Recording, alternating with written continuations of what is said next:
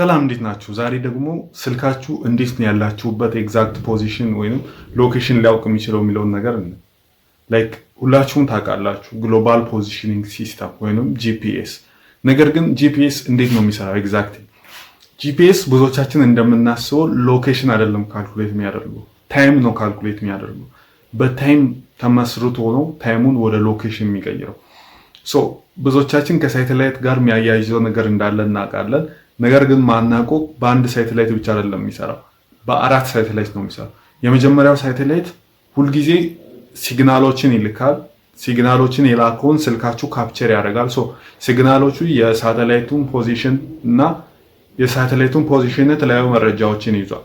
ያንን ከተቀበለ በኋላ ስልካችን ቀጥሎ የሚያገኘው ደግሞ ከሁለተኛው ሳተላይት፣ ምክንያቱም አንደኛው ሳተላይት ባገኘው መረጃ ብቻ የሚሰራ ከሆነ ሳተላይት ያለበትን ዲስታንስ ያውቃል።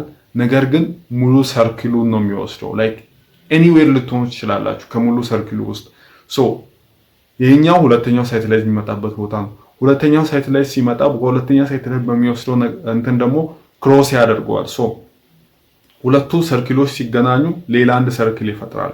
ስለዚህ አሁን ፖዚሽኑን አጠባችሁት ማለት ነው። በእነዚህ ከሁለቱ ክሮስ ካደረጉበት አንዱ ሰርክል ላይ ነው ሊሆን የሚችለው።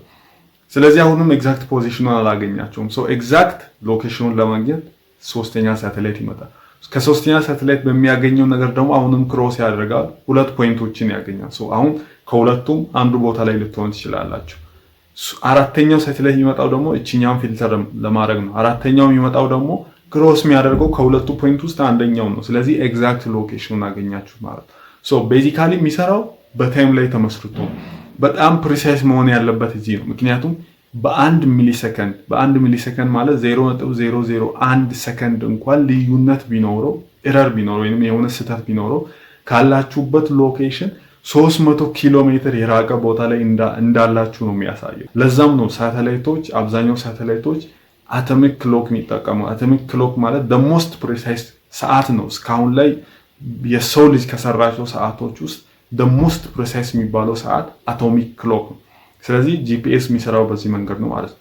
ቴክኖሎጂካል ነገር የሚመቻችሁ ከሆነ ቤቱን ፎሎ ማድረግ እንዳትረሱ። ተማሪ ከሆናችሁ ከ9 እስከ ዩኒቨርሲቲ ፍሬሽማን ኤግዛሞችን ሁሉንም ማቴሪያሎችን የሚይዘውን ፕላትፎርም ብራይትሺፍት የሚባለውን ሰርተንላችኋል።